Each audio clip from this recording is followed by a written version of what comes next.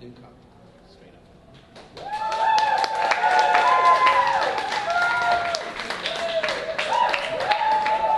Good evening, everyone. It's been amazing so far. Thank you to everyone who has spoken. I've got a few poems for you tonight, and then I've got the... then I've got that. Then I've got the poem that everyone here tonight has written. So I'll start with this one. This poem is a monster. This poem isn't a place for my trauma. This poem is a place for kissing undead boys whose jaws are hanging on by a single rotting sinew. It is a place for pulling his halo so hard it splits into horns beneath my hands. A place where fire warms but never burns, and where a silver web around my arms becomes an embrace. For drinking the mouths of immortal beings, for feeling their fangs rip my lips, watching the blood trickle between us, thinking it beautiful and calling it cherry instead of iron. This poem is not a place for fear. It's a place where I turn into creatures of the night, where I can watch my skin turn into fur, turn into forms. I can be ugly here, because this poem is not a place for golden-haired princes and their savior complexes, reserved for pretty and sweet maidens. It's not a place where I need to play these roles. This poem is not a place for joy. It's a place where I can be happy.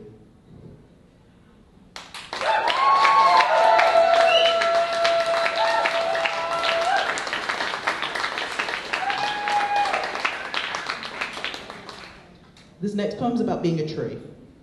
So just lower your expectations, raise them, I don't know. What do you think about trees? Once upon a time I was a tree.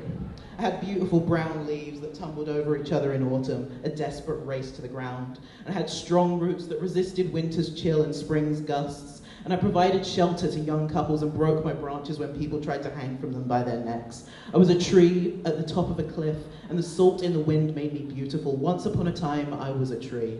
A young thing approached me and carved its name in, and I was never the same. Sap leaked from my name, pooled around my roots, and began irrevocably to change me.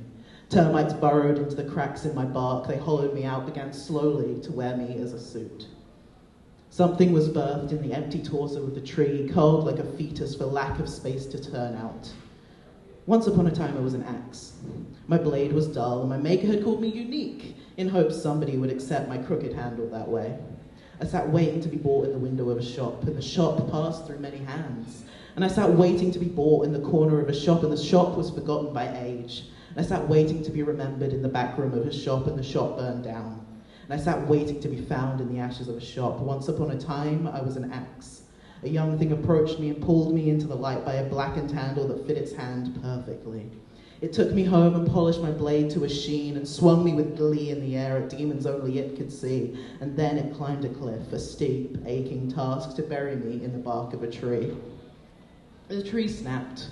The tree bled more than a tree should, and in its hollow was a body curled in on itself like a spiral too big for its cocoon. The thing screamed, dropped me into the viscera, and ran.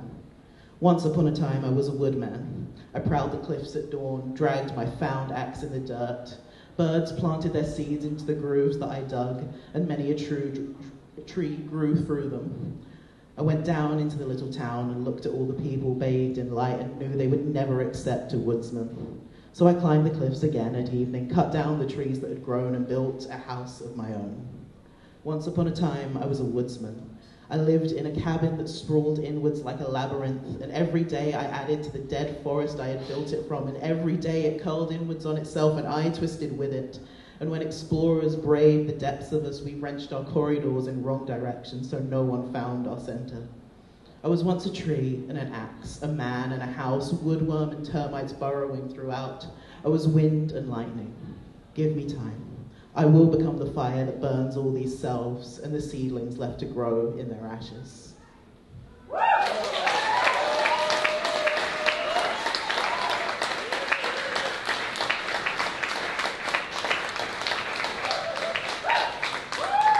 Thank you.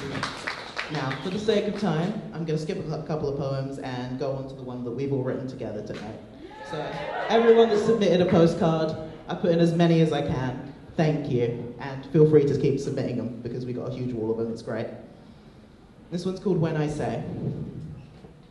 When I say trans joy, I mean loving myself. I mean helping others love themselves, loving the oozing, surging life force in our veins. I mean waking up, thanking my family for the love I found, not having to pretend, never having to pretend. And I also mean that when we were 23, I bought my best friend their first tie, and that when they opened it and wore it, they looked like a teen getting ready for prom, wearing a too big suit, and they were more themselves than any day before. And they were growing into a brave, morphing silhouette of the future. So when I say trans joy, I mean shaving. I mean praise the Poundland razor. I mean community, a poetical patchwork. I mean it's amazing, more than I ever knew it would be. I mean it's human, as natural as the tide or the sunrise.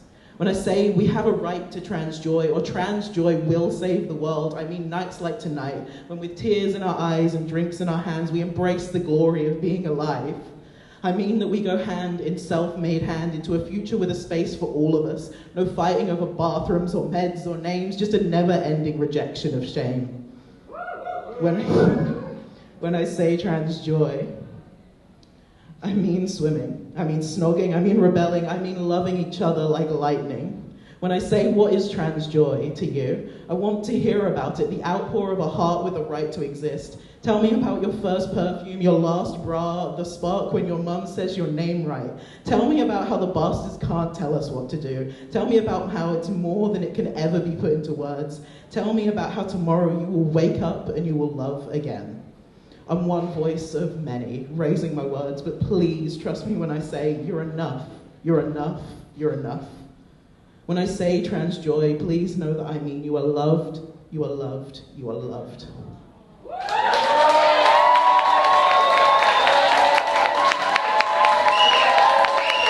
Thank you. Happy Trans Pride.